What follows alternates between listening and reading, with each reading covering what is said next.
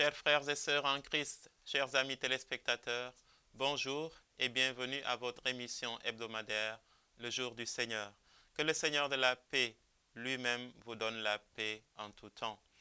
Nous célébrons en ce jour le 4e dimanche de Carême, appelé aussi dimanche létaré ou dimanche de la joie.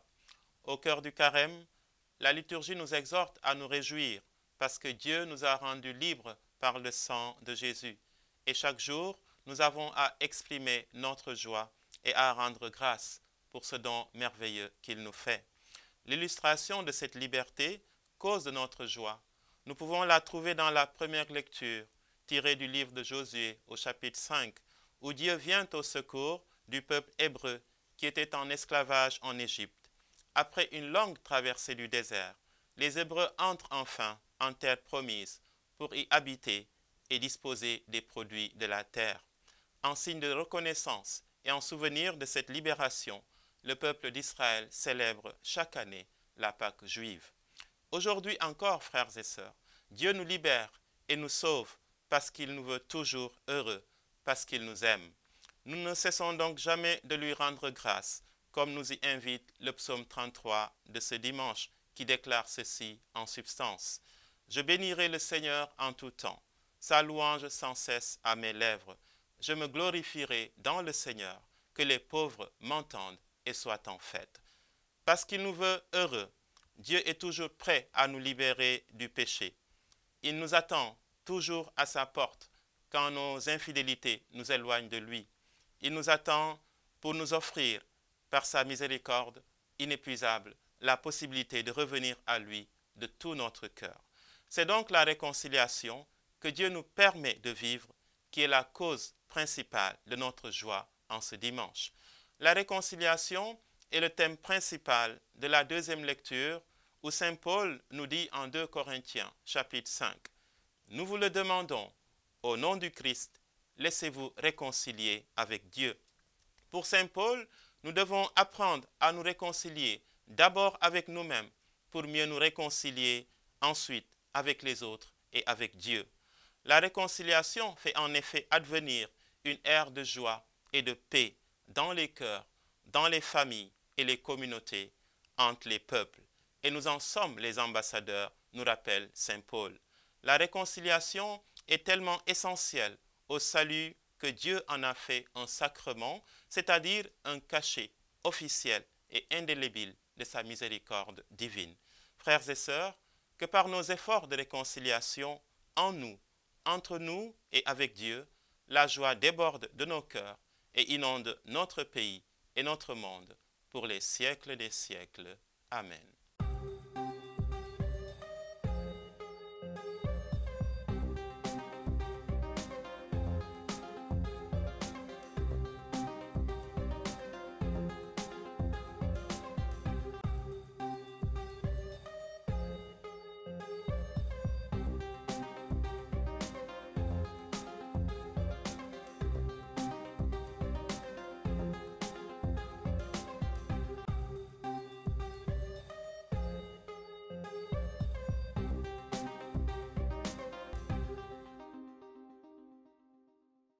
Le pape François a invité les évêques, prêtres, religieux et fidèles laïcs à s'unir le 25 mars en la solennité de l'Annonciation pour consacrer l'humanité au cœur immaculé de Marie, plus particulièrement les pays en guerre.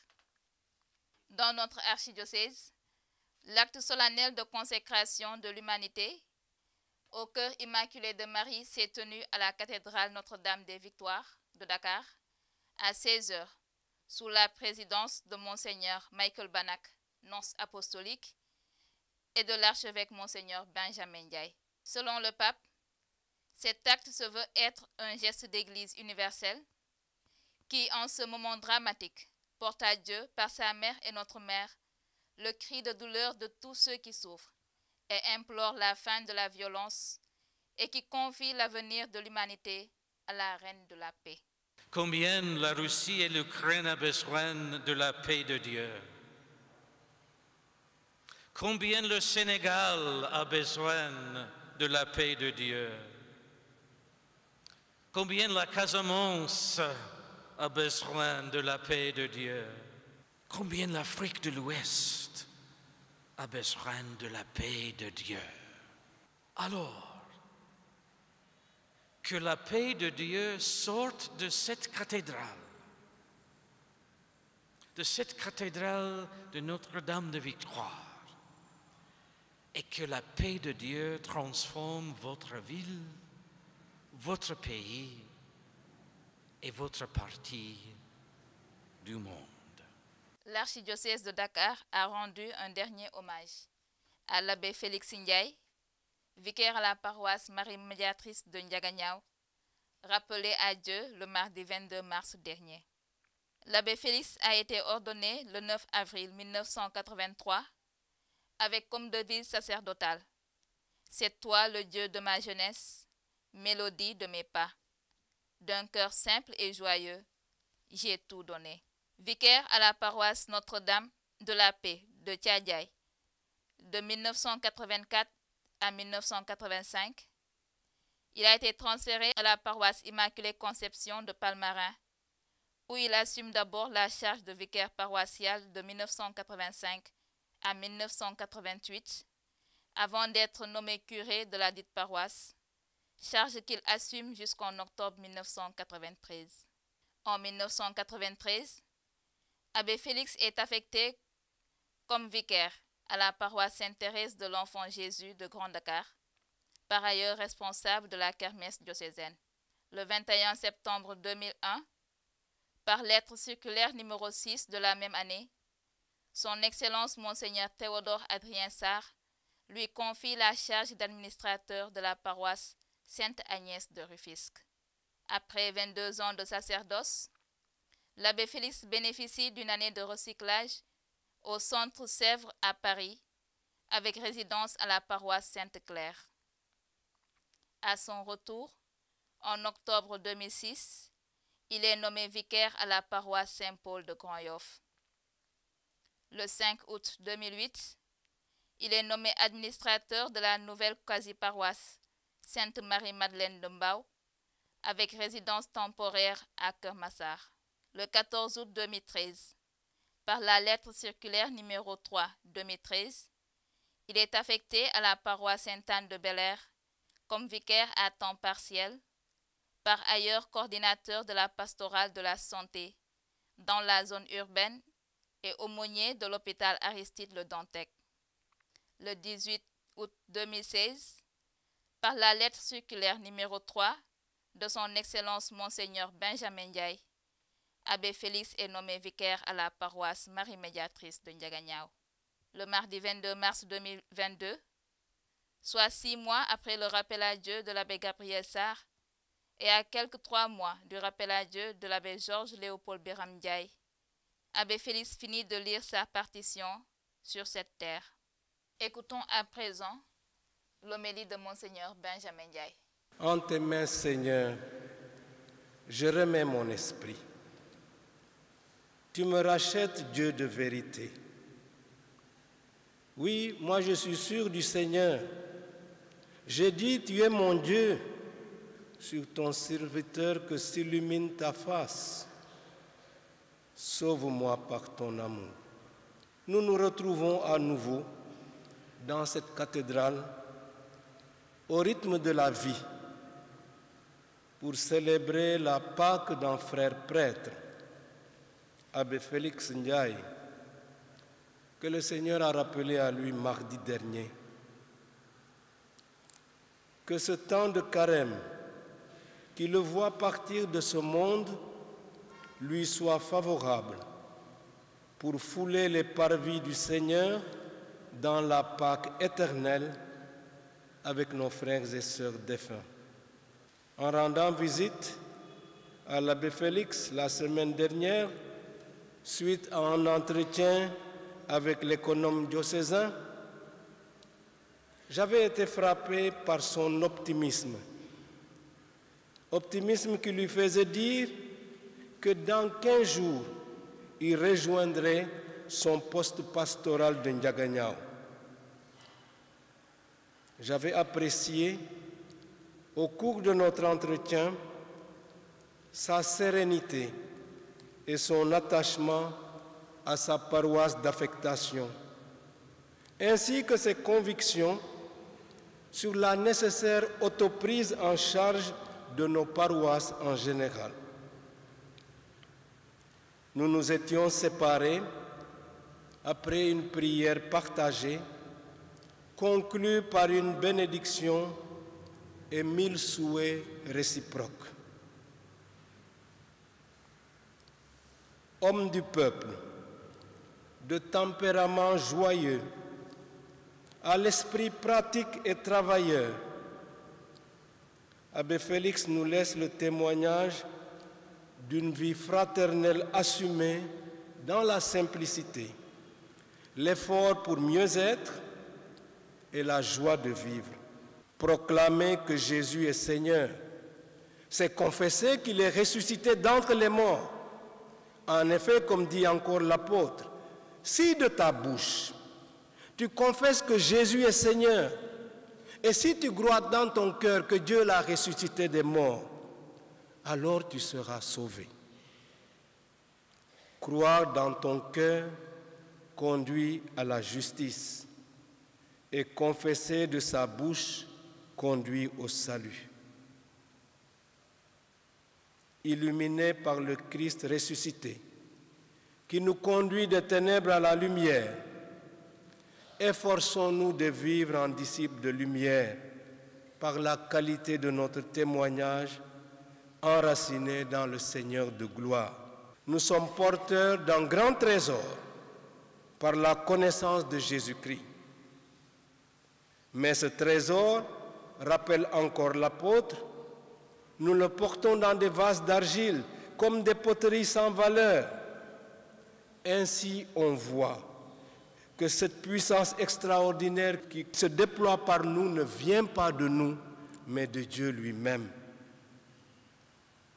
Instrument de Dieu pour le bien suprême de son peuple, le prêtre se sanctifie en sanctifiant les autres, s'il demeure intimement attaché à son Seigneur le Christ ressuscité. Cher Abbé Félix, puisses-tu, au lendemain de la fête de l'Annonciation de la Vierge Marie, trouver en la mère du prêtre par excellence Jésus-Christ, celle qui t'ouvre les bras pour te conduire auprès de son Fils. Amen. La famille diocésaine, unie à tous ceux qui l'ont connu et aimé, lui disent encore merci et prie pour le repos de son âme. Scrute-moi, Seigneur, éprouve-moi, passe au feu mes reins et mon cœur, j'ai devant les yeux ton amour, et je marche grâce à ta lumière. J'aime la beauté de ta maison, Seigneur, et le lieu du séjour de ta gloire.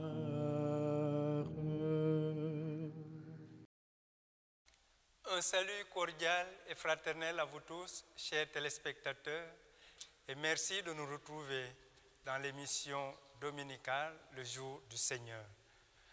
Ce dimanche, notre rendez-vous de formation catéchétique et de réflexion porte sur le sacrement de la réconciliation.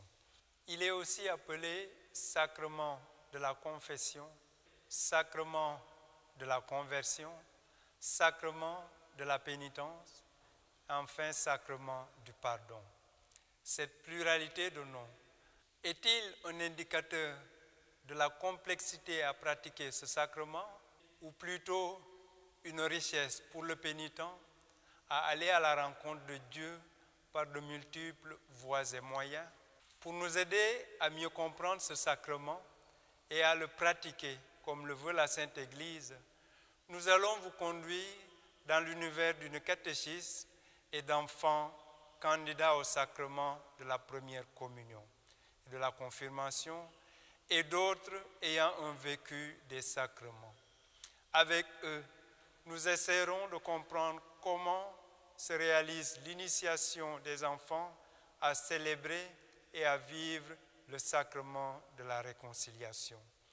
Dans un deuxième temps, nous avons fait le déplacement jusqu'au grand séminaire Liberman pour échanger avec un missionnaire de la miséricorde.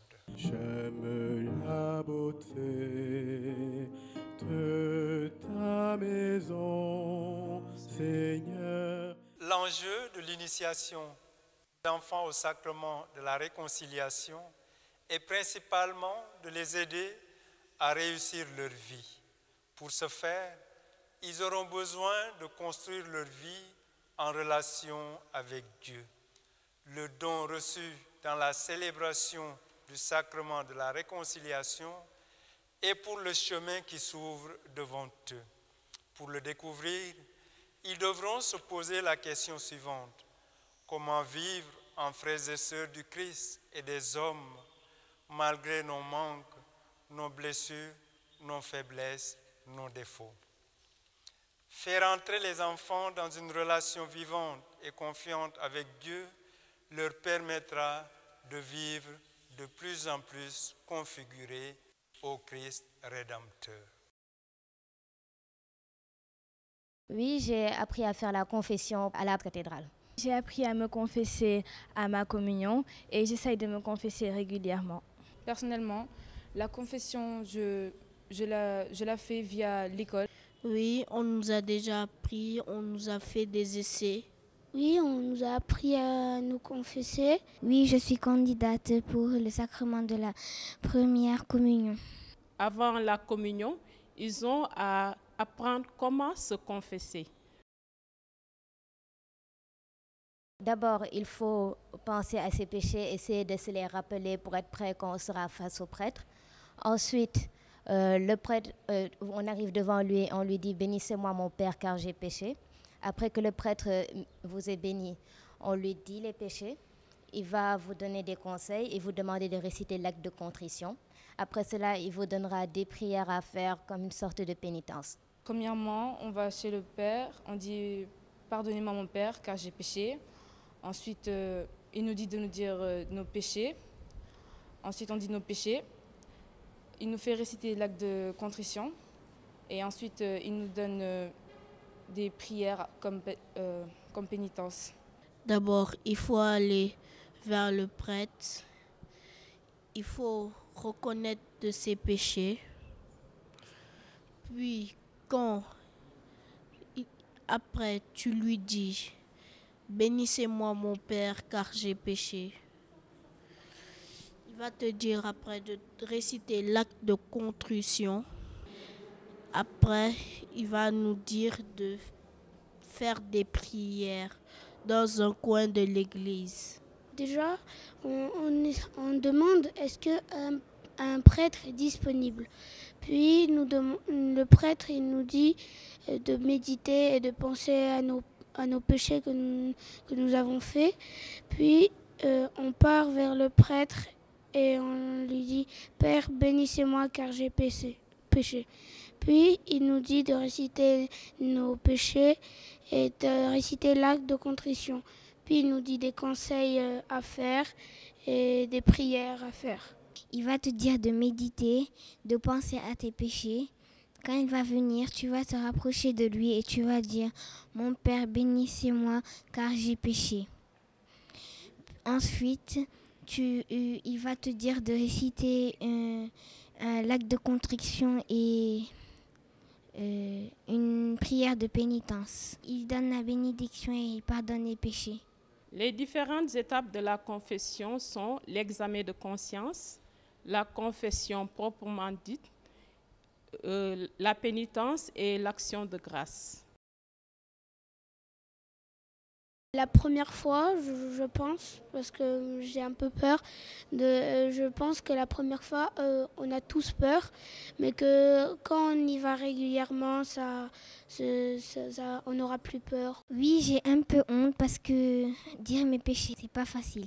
Parfois, on va dire que j'ai peur, franchement, parce que des fois, j'ai honte des actes que je fais, ce qui fait que c'est pas facile de de s'exprimer et de dire pleinement les péchés que je fais. Non, je ne ressens pas trop de honte car je me dis que c'est avec Dieu que je le fais.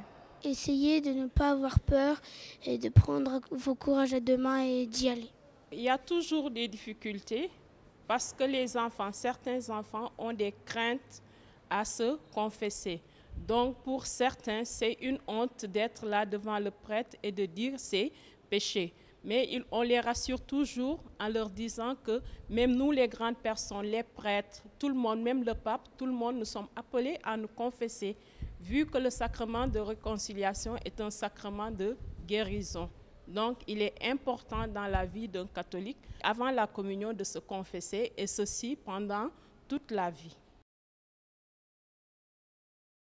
Je sens le besoin de me confesser. Ce n'est pas une obligation, mais je choisis d'aller vers le prêtre pour me confesser. Non, pas par obligation, mais par besoin plutôt. Non, pas du tout. Je n'ai pas peur de me confesser. C'est vrai que c'est assez stressant, mais il n'y a rien qui fait peur. Dieu est avec toi quand tu es dans une église. La confession n'est pas quelque chose d'obligatoire, mais c'est un acte qu'on doit faire à chaque fois qu'on le ressent. Personne ne nous oblige, parce que Dieu aussi ne nous oblige pas à faire ce que l'on ne veut pas. Il nous laisse choisir et faire ce que l'on veut. Donc, on devrait avoir au moins le courage d'aller se confesser. Certes, si on a des empêchements, ce n'est pas grave, mais tant qu'on va se confesser afin de nous réconcilier avec Dieu et avoir une meilleure relation. J'aime bien me confesser parce que ça me permet de me sentir bien avec Dieu. Personnellement, j'aime me confesser parce que je me sens moins lourde et plus légère dans ma conscience. Le fait de me confesser me rend plus légère. C'est pas que j'aime pas. J'ai pas vraiment l'habitude, mais j'essaie de me confesser au moins une fois par semaine et avant chaque fête comme Pâques, Noël et autres. On est toujours confronté à certains problèmes quand arrivent les communions, les sacrements de communion ou de confirmation. Quand on dit qu'un enfant n'est pas apte, les parents sont là toujours, ils ne sont pas d'accord, ils ne sont pas contents, alors que pendant des années, ils ne s'intéressent pas à ce que l'enfant fait au catéchisme. Mais quand arrive la communion, là, tout le monde veut que son enfant fasse la communion. Donc, il serait bien qu'après chaque cours, les parents s'intéressent à ce que font les enfants au catéchisme et voir s'ils sont réguliers, etc. Non, pas et toujours. Pour certains enfants, oui, les parents s'impliquent toujours, mais par contre, d'autres, non. Parce que après la communion, des années plus tard, on demande aux enfants, bon, vous allez vous confesser, on organise une confession, on demande aux enfants, ta dernière confession, c'est quand? On est toujours surpris d'entendre que c'était avant la communion. Donc ça, bon, les parents, certains ne s'impliquent pas du tout. À tous les niveaux, il y a toujours quelque chose à améliorer dans la catéchèse, dans ce que nous faisons. Merci à vous, chers catéchistes. Merci à vous, chers enfants. Nous vous souhaitons une bonne continuation dans la relation que vous avez développée avec le Seigneur. J'aime la beauté de ta maison, Seigneur. Lors de l'audience générale du 19 février 2014, à la place Saint-Pierre, le pape François a souligné que le sacrement de la pénitence et de la réconciliation est le lieu de l'expérience de la miséricorde infinie de Dieu. Il termine sa catéchèse par ces mots. C'est l'étreinte de l'infinie miséricorde du Père. Chaque fois que nous nous confessons, Dieu nous serre dans ses bras, Dieu fait la fête. Pourtant, nous manquons souvent d'audace. Nous avons peur d'emprunter le chemin du confessionnal. Si la confession est le sacrement de la tendresse de Dieu, sa manière de nous embrasser, comment comprendre aujourd'hui sa désaffection et la perte du sens du péché? Existe-t-il des propositions ou des initiatives qui aident à redécouvrir ce sacrement ou bien qui le rendent plus accessible? Comment élaborer des cheminements pour garder ou aider à redécouvrir la place du sacrement de la réconciliation? En ce temps de carême, Qui mieux qu'un missionnaire de la miséricorde pour nous parler du sacrement de la confession? Voilà la raison de notre présence en ce lieu de formation. Bonjour Monsieur l'abbé et merci de nous accueillir dans ce lieu de formation, de nous consacrer un peu de votre temps malgré votre agenda assez chargé pour un entretien catéchétique sur le sacrement de la réconciliation. Si la confession fait partie des sacrements que propose l'Église, certains ne la connaissent pas assez et se posent beaucoup de questions. C'est à ces questions que notre entretien va tenter d'apporter des réponses. Je vous laisse la parole pour vous présenter à nos chers téléspectateurs. Je m'appelle l'abbé Jean Touré.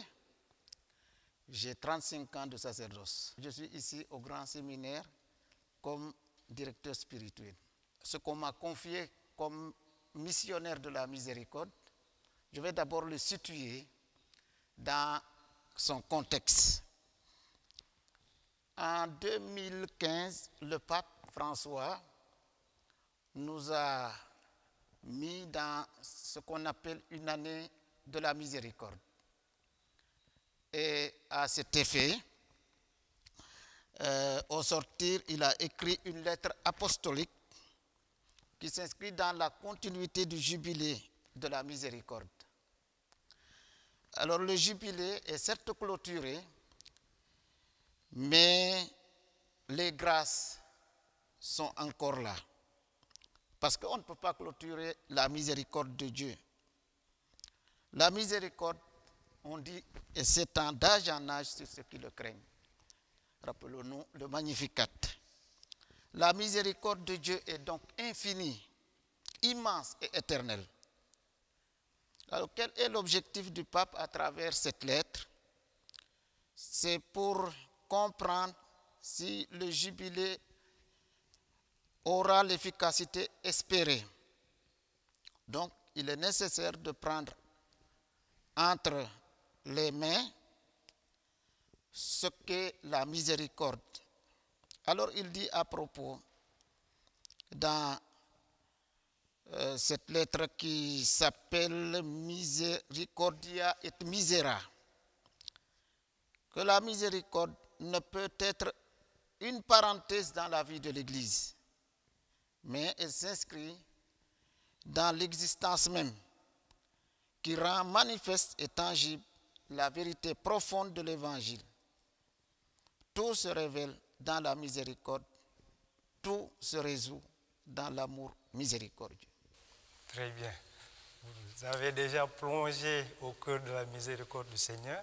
Donc, je répète pour les téléspectateurs que vous êtes un missionnaire de la miséricorde nommé par le pape François en 2015. En quoi consiste votre mission de missionnaire de la miséricorde? Je vais d'abord vous montrer la bulle de nomination que j'ai reçue de Rome. C'est en latin, mais je vais faire ce qu'on appelle la traduction. Alors, le pape dit, Révérend Père Jean Touré, missionnaire de la miséricorde, afin que, comme un don spécial de la miséricorde du Père, tu absolves en tout lieu, selon les règles en vigueur et validement, chacun des péchés réservés au Saint-Siège, selon la disposition liée au présent décret, tant qu'il ne sera établi autrement. Dans l'accomplissement de ta charge pour le salut des âmes des fidèles, selon les règles et de manière fidèle, avec simplicité de cœur et dévouement, et aussi avec bienveillance, et toujours dans les yeux, le Dieu compatissant, Père de miséricorde. Et la Vierge Marie, Mère de miséricorde, que l'amour, la paix et la miséricorde de notre Seigneur Jésus-Christ soient toujours avec toi. Fait au Vatican, dans les édifices du Conseil pontifical pour la promotion de la nouvelle évangélisation, le 17 du mois de septembre, en l'an du Seigneur 2019. Ce que dit la bulle de nomination, est-ce qu'il y a un langage beaucoup plus terre à terre pour nos téléspectateurs? Le pape nous dit qu'il voulait aller partout. Parce que sa rencontre avec les missionnaires de la miséricorde durant l'année sainte, il a voulu que toute personne profite des grâces de la miséricorde.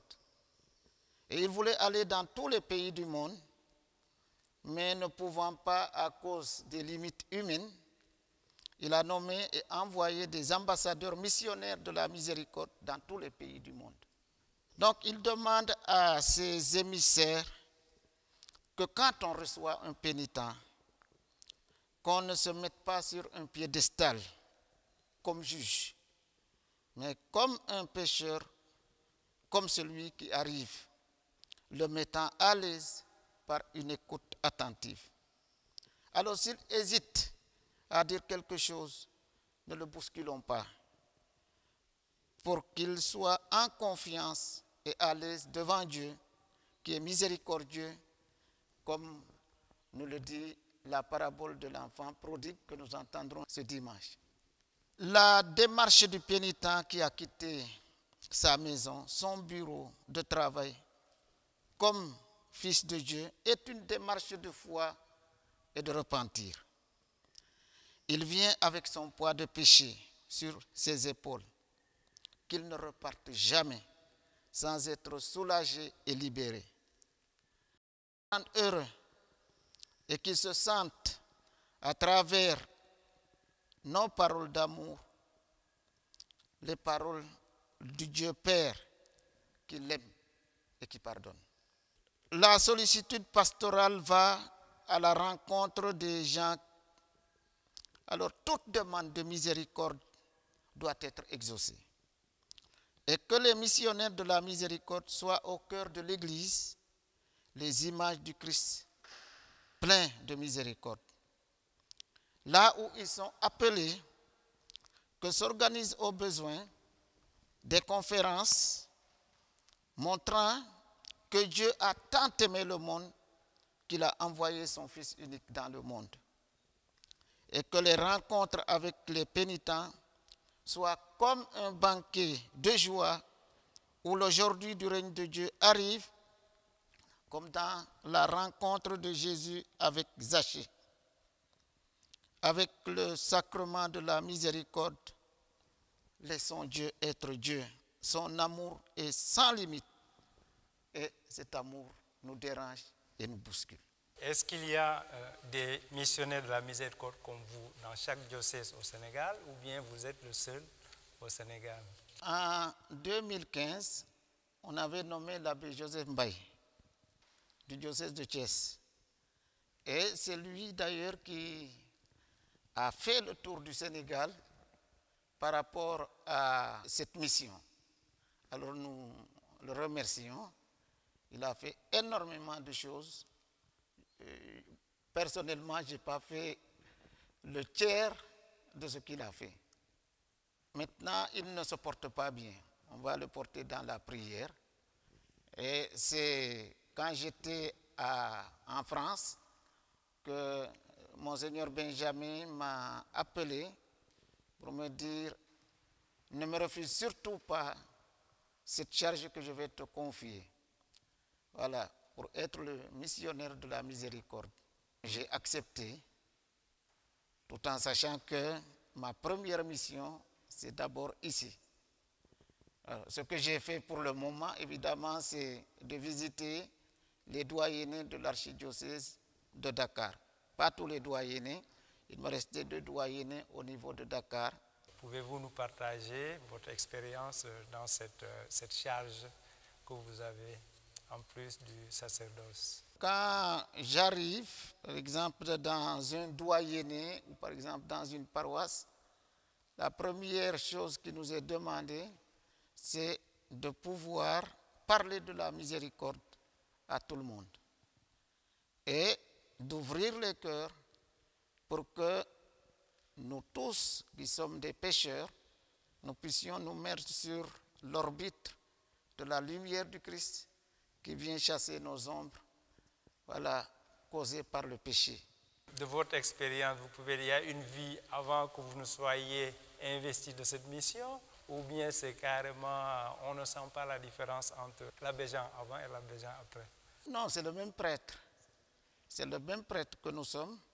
Et tu vois, avec ce que le pape nous a donné comme au niveau de la miséricorde, il a donné encore quelque chose de beaucoup plus fort à tous les prêtres. Il y avait ce qu'on appelait les péchés réservés. Maintenant, il donne de manière pérenne à tous les prêtres la possibilité de confesser ces péchés réservés, comme par exemple l'avortement. Vous êtes en même temps formateur ici au Grand Séminaire. Quelle est la place justement qu'occupe ce sacrement dans le cursus de formation du futur prêtre et de manière générale dans la vie du baptisé? Ici au séminaire, il y a ce qu'on appelle la vie avec Dieu. Et c'est dans la rubrique liturgie. Ici, chaque jour, nous avons ce qu'on appelle la messe quotidienne. Au sortir de la messe, il y a ce qu'on appelle la lectio divina. On peut le faire entre les offices et la messe. Mais on peut le faire aussi le soir. Après avoir vécu toute une journée, qu'on puisse lire notre vie à travers la parole de Dieu. Donc ça, c'est un des sacrements qui est fondamental parce que le séminaire est appelé à être l'homme de l'Eucharistie. Le sacrement de la réconciliation, c'est aussi un sacrement que les séminaristes fréquentent. On laisse aux séminaristes la possibilité, à chaque fois qu'ils le désirent, et nous on est disponible par rapport à cela. Après les messes, ils peuvent venir se confesser. On organise aussi ce qu'on appelle les rencontres de célébration pénitentielle. On fait souvent appel aux moines, ils viennent nous aider. Et cela se fait au temps fort. Par exemple, à l'entrée de l'Avent, l'entrée du Carême, avant d'aller à Pâques, avant de quitter ici. Il y a aussi la possibilité de se confesser chaque 4e vendredi du mois. Donc, c'est régulier pour que le séminariste soit parfait, comme notre Dieu est parfait, puisqu'il nous invite à la sainteté. Donc ce sacrement vraiment nous plonge dans la sainteté de Dieu. Nous remarquons que ce sacrement a une pluralité de noms. Est-ce que cette pluralité, la question qu'on se pose, c'est cette pluralité est-elle une richesse ou bien c'est un signe de la complexité à vivre ce sacrement dans sa régularité ou bien à vivre ce sacrement avec une aisance comme si on était un enfant ou comme si on était ici en formation? Ce sacrement, c'est le sacrement de la vérité vis-à-vis de Dieu. C'est le sacrement aussi de la vérité vis-à-vis des autres. Et c'est le sacrement de la vérité vis-à-vis de soi-même. Alors, le péché est une offense à Dieu qui brise l'amitié avec lui et qui brise aussi la relation avec les frères. Donc la pénitence vise finalement à ce que nous rétablissions l'alliance brisée. Le pécheur qui par la grâce de Dieu s'engage dans la voie de la pénitence revient vers le Père qui nous a aimés le premier. Et on nous le dit dans Saint Jean au chapitre 4 verset 10. Dieu a tant aimé le monde qu'il a donné son Fils unique. Il s'est livré. Rappelons-nous aussi ce que nous dit l'Épître aux Éphésiens, le chapitre 5, verset 25. Et là, l'Esprit Saint est répandu dans nos cœurs abondamment Alors, par ce mystérieux dessein de la volonté de Dieu, les hommes sont unis entre eux par un lien surnaturel en vertu duquel le péché d'une personne, d'un chrétien, nuit à la communauté Église. Et la sainteté d'une personne profite à tous les autres. Alors ça, nous l'avons dans Gaudium et Spes. Alors donc, le chrétien est quelqu'un qui, devant des situations d'injustice, par rapport à son regard, doit apporter le bien et qu'il ne doit jamais se lasser de faire le bien. À chaque fois qu'on se lasse de faire le bien, alors on est dans l'emprise du péché. Alors, tout au long de son histoire, l'Église a conscience d'avoir à recevoir et à célébrer le sacrement de la réconciliation. Et c'est lié à plusieurs sacrements. Maintenant, vous avez parlé de la pluralité des noms, du nom de la confession, le sacrement de la réconciliation, le sacrement du pardon. C'est la même réalité où on nous montre la miséricorde de Dieu qui pardonne. Et Dieu pardonne tout ce qu'on peut imaginer comme péché. Pourquoi ce sacrement de la réconciliation après le sacrement du baptême? On a été baptisé, le baptême efface nos péchés, mais pourquoi encore administrer ce sacrement après le baptême? Ça, c'est des sacrements qu'on peut recevoir à longueur de notre vie. Alors que le baptême, on le reçoit une fois. Quand on le reçoit, évidemment, il y a ce qu'on appelle les renonciations que nous faisons. Renoncez-vous à Satan, renoncez-vous à ses œuvres, renoncez-vous à ses séductions, et nous disons oui. Et après, nous faisons notre profession de foi. Et dans la profession de foi, nous disons, je crois en la rémission des péchés. Alors, c'est une continuité de notre vie baptismale où déjà nous sommes appelés des saints. Et quand on pêche, évidemment la sainteté manque en nous. Alors nous avons besoin de rétablir cette relation continue avec Dieu.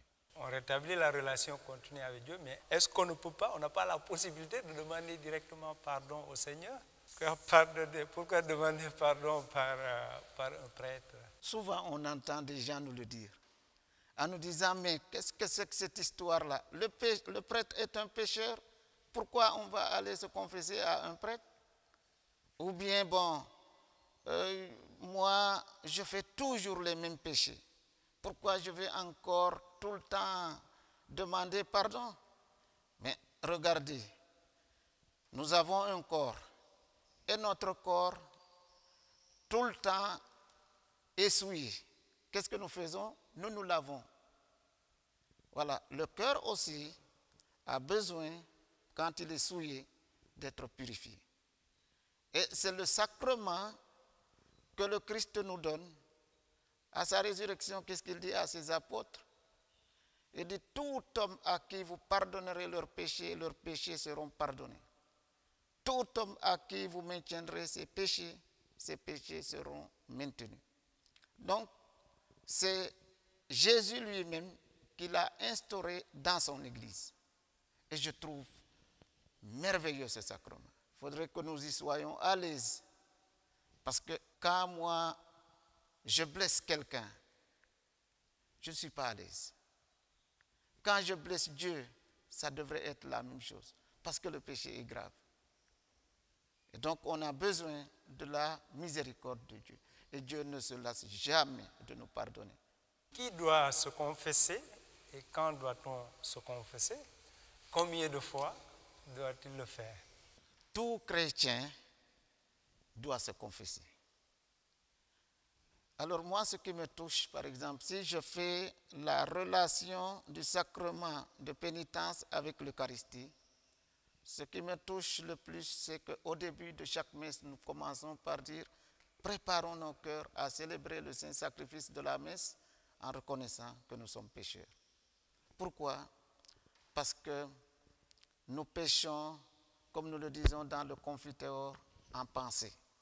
Et la pensée, moi, je ne peux pas le maîtriser. Nous péchons par action. Tout ce que nous faisons de mal par action, que ce soit par rapport à l'autre, ou bien dans ce qu'on appelle mon hypocrisie à moi-même, on a besoin du pardon de Dieu. Et en parole, qu'est-ce qu'on ne dit pas de mal? Qu'est-ce que la parole ne dit pas? La langue, c'est, comme nous dit Saint Jacques, une allumette qu'on allume et ça embrasse toute une forêt, ça dévore tout. Raison pour laquelle nous avons besoin constamment. Je donne l'exemple du pape Jean-Paul II. C'était l'homme saint par excellence. Mais ce que j'admirais en lui, pratiquement chaque semaine ou tous les 15 jours, le pape se confesse. À plus forte raison, nous. Donc, on a besoin de ce sacrement et de manière régulière. Je vais donner quelques possibilités pour la confession. Les temps forts, comme le temps de l'Avent, le temps de Noël, le temps du Carême, le temps de Pâques. Nous avons ce qu'on appelle nos fêtes paroissiales, etc. Nous avons les pèlerinages. On nous donne tellement d'occasions pour pouvoir nous plonger dans la miséricorde de Dieu. Mais saisissons ces chances. On est chanceux. Je donne encore autre chose. Qui de nous va, par exemple, se marier sans passer par le sacrement de la confession? Un prêtre qui doit recevoir l'ordination sacerdotale, forcément il passe par la confession. Une religieuse qui doit faire ses vœux, il passe par la confession. Alors, là aussi, ce sont des occasions multiples que Dieu nous donne. Maintenant, il y en a qui n'aiment pas le péché. Là, quand on était jeune, nous, à chaque fois, on allait à l'église en courant, on faisait 6 kilomètres. Et quand on arrive, on se confesse et on était libéré, on était content.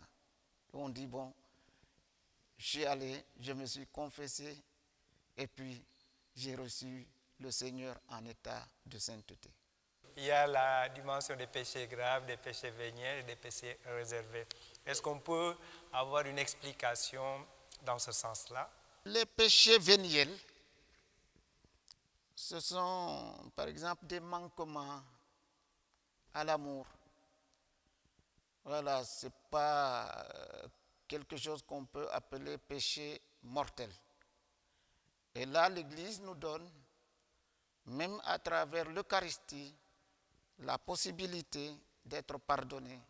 Parce que quand le Seigneur vient en nous, vraiment, il éclaire notre cœur et nos zones d'ombre. Puisqu'il a accepté de se faire pécher, comme Saint Paul nous dit, il est rentré au plus profond de nos misères pour pouvoir nous relever de notre pauvreté de pécheurs. Voilà. Maintenant, ce qu'on appelle les péchés graves, ça, je commencerai par ce qu'on appelle les péchés contre l'amour. On ne peut pas voir un fils de Dieu et dire, celui-là, je vais le confondre à son péché. Il faut donc dissocier le péché et le pécheur. Dieu aime tellement le pécheur que tout ce qu'on nous raconte dans la parabole de l'enfant prodigue, il est là tout le temps à rechercher ses enfants pour les faire entrer dans sa maison. Et il en souffre si nous sommes loin de lui. Alors donc, c'est une insulte grave faite à Dieu si nous avons une haine profonde et viscérale sur notre prochain. parce qu'il est fils de Dieu. Alors ne confondons pas la personne, comme je disais tout à l'heure, au péché. Il est pécheur et Dieu peut le relever. Nous n'avons qu'à lever la main et puis le Seigneur nous relèvera de ça. Alors, par rapport à ce que le pape nous a dit comme péché réservé au Saint-Siège, il y a ce qu'on appelle la profanation des saintes espèces. En emportant ou en détenant ces saintes espèces pour un usage sacrilège. Par exemple, l'hostie emportée dans des milieux ésotériques, comme dans la franc-maçonnerie. Veillons aussi à ce que les chrétiens qui viennent pour communier consomment l'hostie au lieu de l'emporter chez eux. Soit pour dire qu'ils ont besoin de la protection de Dieu, et c'est comme un talisman, un gris-gris. Aussi, c'est ça, par exemple, moi qui suis prêtre, je suis fautif. Donc, on est appelé à ce qu'on soit vigilant. Bon, attention aussi à nos prêtres de ne pas oublier les hosties consacrées, par exemple dans nos voitures, surtout quand nous allons célébrer la messe en brousse, ou bien quand nous allons donner la communion aux malades.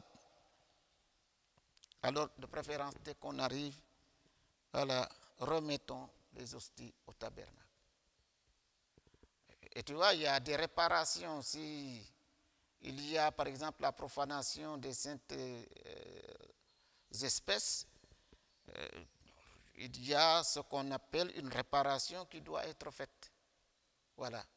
Ça peut être des messes qui seront célébrées vraiment pour demander pardon à Dieu pour ce sacrilège. En plus des péchés réservés au Saint-Siège, il y a aussi des péchés réservés à l'évêque du lieu. Je vais terminer les péchés réservés au Saint-Siège. Alors, il y a ce qu'on appelle la violence physique contre le pontife. Voilà, comme Ali Aksa. Mais comme il n'est pas chrétien, c'était un chrétien qui fait ça. Donc, il y a ce qu'on appelle l'absolution du complice dans le péché contre le 6e commandement. Alors ça concerne les prêtres, les évêques. C'est-à-dire coucher avec une femme et la confesser après.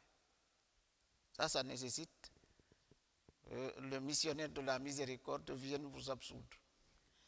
Ensuite, il y a ce qu'on appelle la violation du sceau sacramentel de la part du confesseur.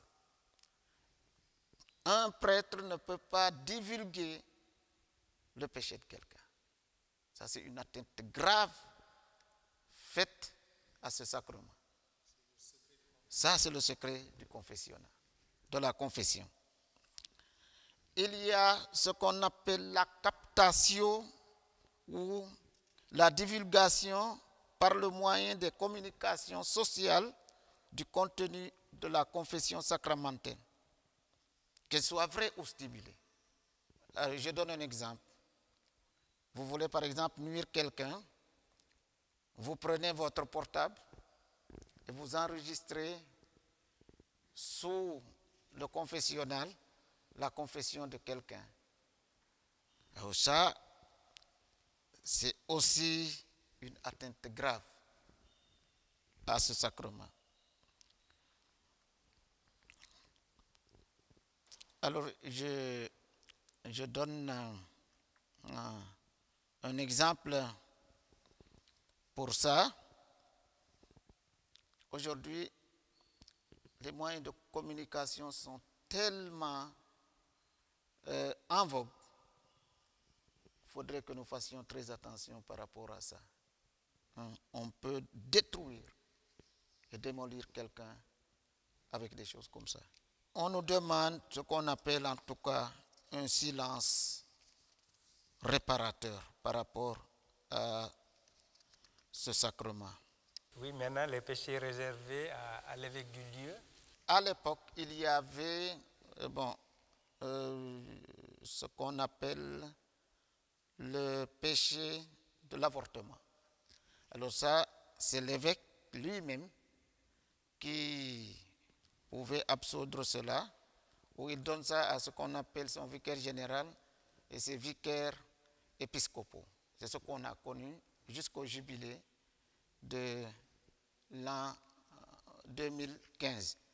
Et le pape dit, en raison du caractère sacerdotal, tout prêtre peut absoudre ce péché aujourd'hui.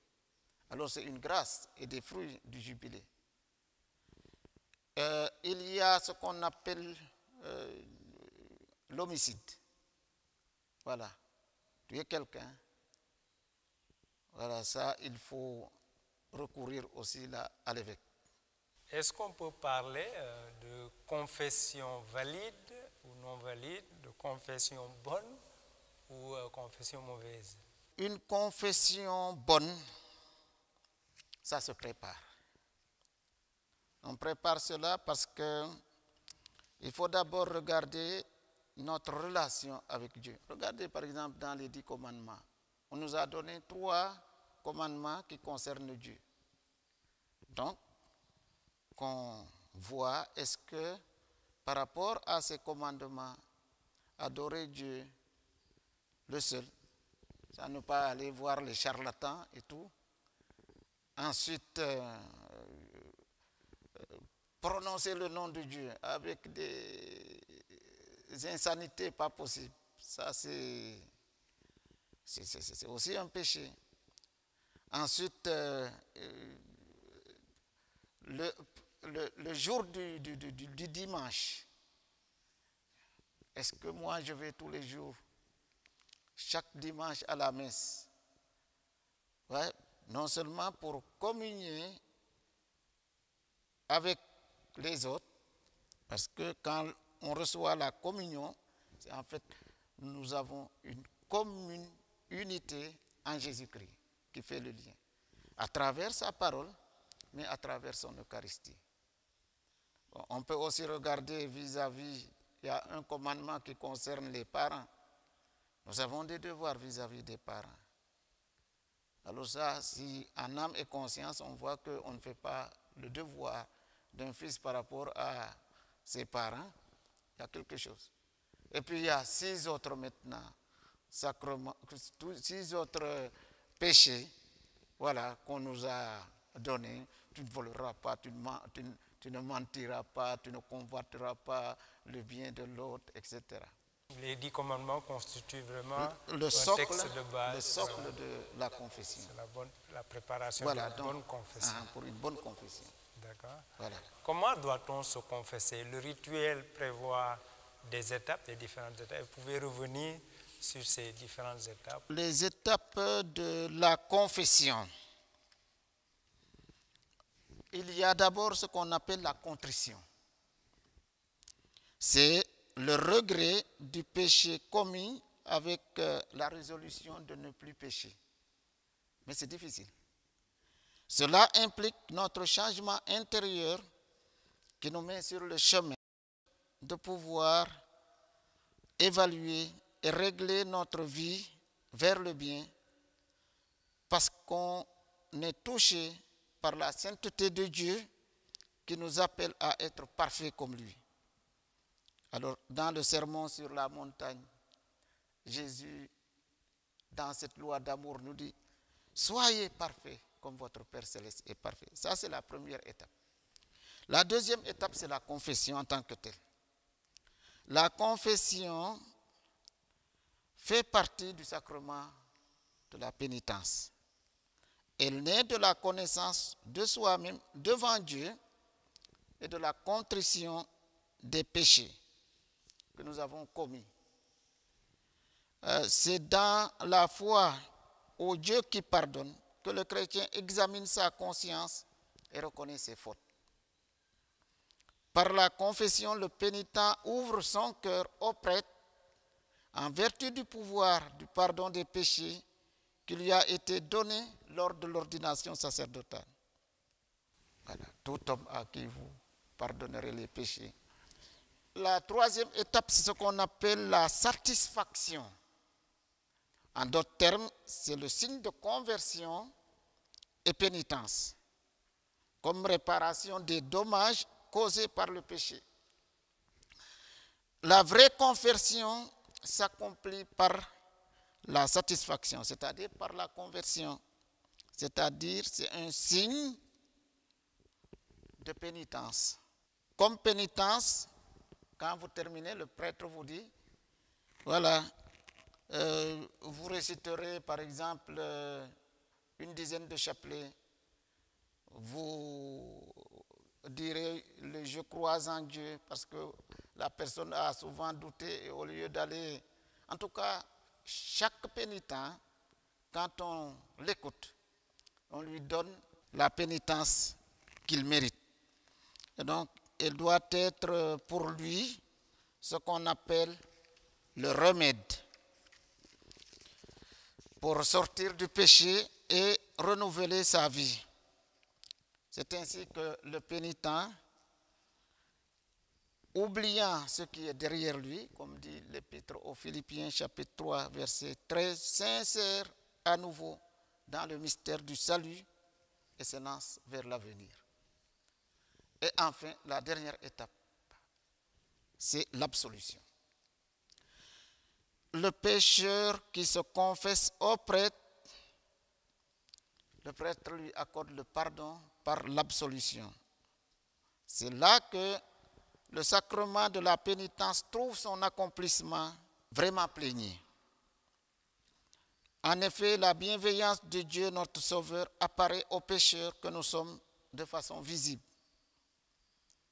Et c'est par des signes que Dieu a scellé son alliance et renouvelle cette alliance qui est toujours rompue. Quand je prends, par exemple, dans l'Ancien Testament, la première alliance, c'était l'arc-en-ciel. Ça, c'est un signe. À chaque fois que le peuple regarde vers le ciel, qu'il voit l'arc-en-ciel, il voit que Dieu aime tellement l'homme qu'il ne va plus détruire sa création. La deuxième alliance, c'est ce qu'on appelle l'alliance abrahamique. Voilà. Dieu scelle une alliance par la circoncision. C'est une alliance dans le sang. La troisième alliance, c'est l'alliance de Moïse avec les 10 commandements. Là aussi, il y a un signe, mais c'est écrit sur ce qu'on appelle des tablettes de pierre, extérieures à l'homme. Et l'homme ne pouvait pas, ce qui est extérieur à lui, continuer à vivre ses commandements. Maintenant, Dieu lui-même, par la bouche des prophètes Jérémie et Ézéchiel, dit « J'inscrirai ma loi au fond de leur cœur. Je serai leur Dieu et ils seront mon peuple. » Et cette alliance, le Seigneur va l'amener à son aboutissement avec l'Eucharistie. L'Eucharistie qui nous rappelle la mort et la résurrection de Jésus-Christ jusqu'à ce qu'il vienne. Je reviens sur la pénitence. Chaque pénitent reçoit une pénitence à la fin de la confession. Alors s'il arrive que le pénitent n'applique pas cette pénitence, est-ce qu'il y a des conséquences ou il y a des effets sur la confession? S'il n'applique pas ça, peut-être si la confession est trop lourde. Je donne un exemple. Un prêtre qui te donne une pénitence en te disant, bon, tu vas faire un chemin de croix et après chaque chemin de croix, tu fais un rosaire ou un chapelet. Mais c'est énorme. Khawadi. Bon, là, peut-être je peux excuser une pénitence aussi lourde. Mais quand même, la pénitence qu'on donne, ce n'est pas la mer à boire. Si on vous le donne, c'est pour vraiment que vous puissiez vous réconcilier avec Dieu, avec les autres. Par exemple, quand tu fais du mal à quelqu'un, comme l'exemple de cette personne qui vient et qui voit le champ d'un de ses amis. Il avait tellement des arachides. Alors il vient il prend un sac, il remplit un sac d'arachide, il prend un deuxième sac pour remplir ce sac-là de foin. Alors le propriétaire qui le trouve là sur les faits, et qu'est-ce qu'il a fait?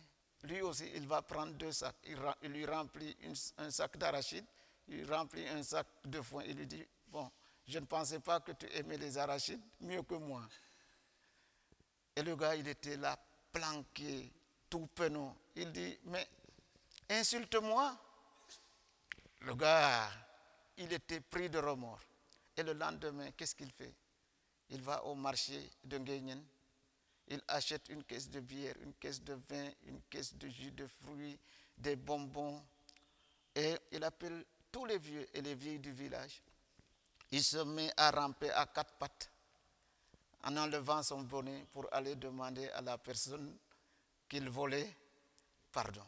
C'est ça la réparation. Voilà. Et depuis lors, il a dit, non, c'est fini.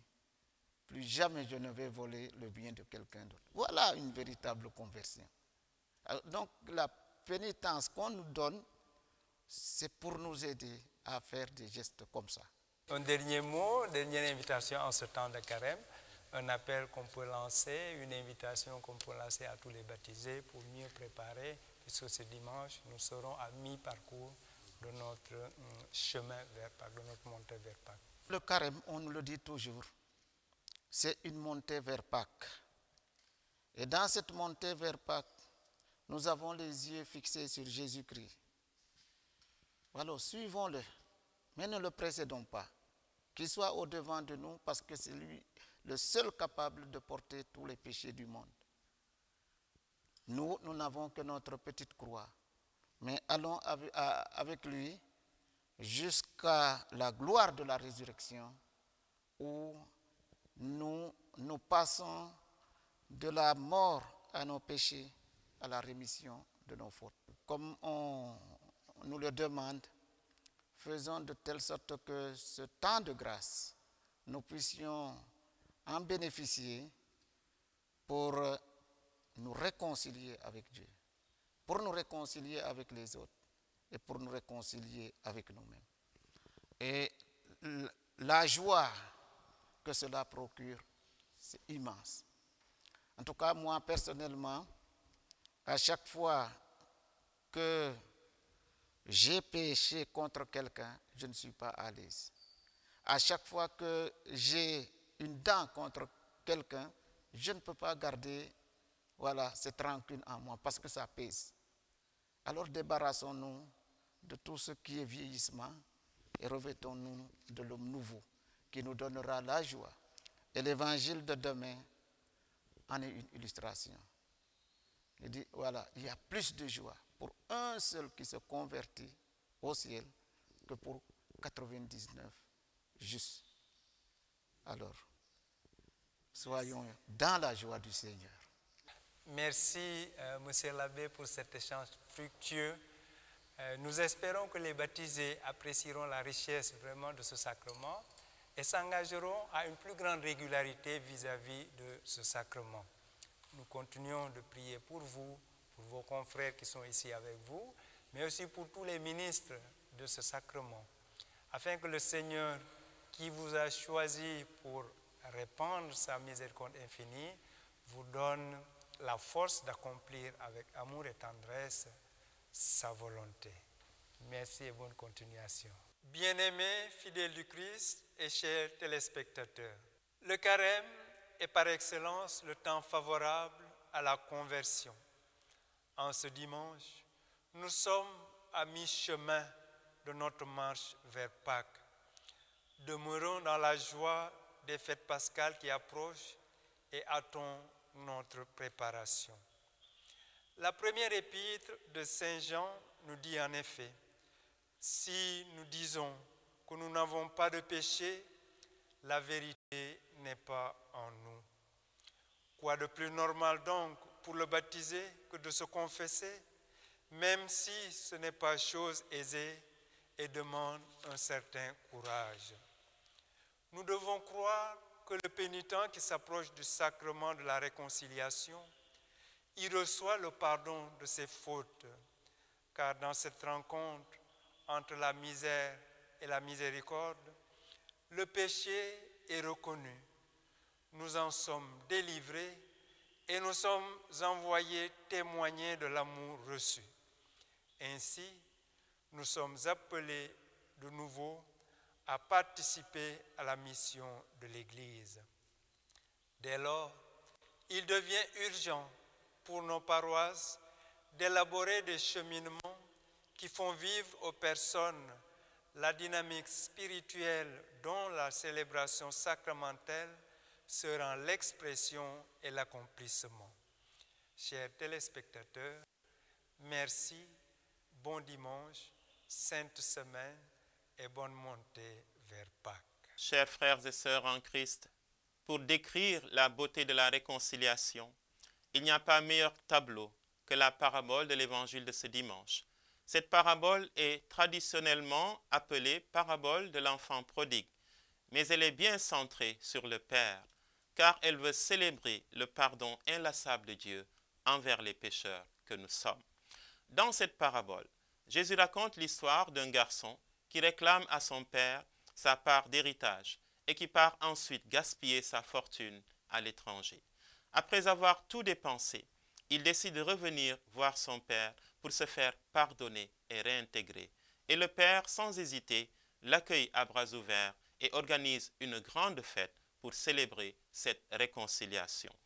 Bien chers amis, après avoir lu cette parabole, il nous faut abandonner la conception d'un Dieu martial et brutal qui punit la faute des pères jusqu'à la 3e ou 4e génération pour adopter définitivement l'image d'un Dieu pacifique et miséricordieux dont la toute-puissance se vérifie dans sa capacité à aimer, à pardonner, à libérer, à sauver.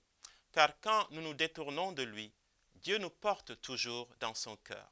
Il est comme ce père de la parabole qui scrute l'horizon dans l'espoir de voir revenir son enfant pécheur.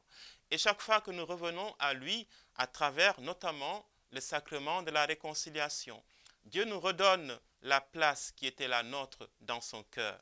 Malgré nos nombreux péchés, Dieu reste donc toujours ce Père qui rêve de voir son Fils se convertir afin que ce dernier retrouve le chemin de la fidélité et de l'amour. Frères et sœurs, cette parabole nous fait aussi comprendre qu'il y a nécessité et urgence d'une réconciliation dans le monde, non seulement entre l'homme et son Dieu, mais aussi entre les individus, entre les communautés, entre les pays, entre les religions.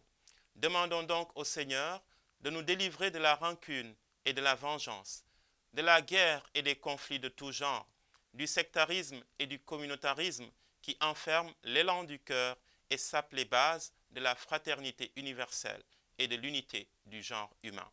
En ce temps favorable du carême, que Dieu fasse de nous des témoins efficaces de son amour et de sa miséricorde, accueillants et solidaires envers toute personne, qu'il nous ouvre son cœur de Père pour que nous y demeurions dans la joie de la réconciliation chaque jour de cette vie et pour les siècles des siècles. Amen. Chers amis téléspectateurs, bien-aimés de Dieu, c'était votre émission Le Jour du Seigneur. Merci de nous avoir suivis et de nous rester fidèles. Nous vous recommandons au Seigneur afin qu'il vous bénisse de toutes les bénédictions qu'il a prévues pour vous. Bon dimanche, excellente semaine, à très bientôt.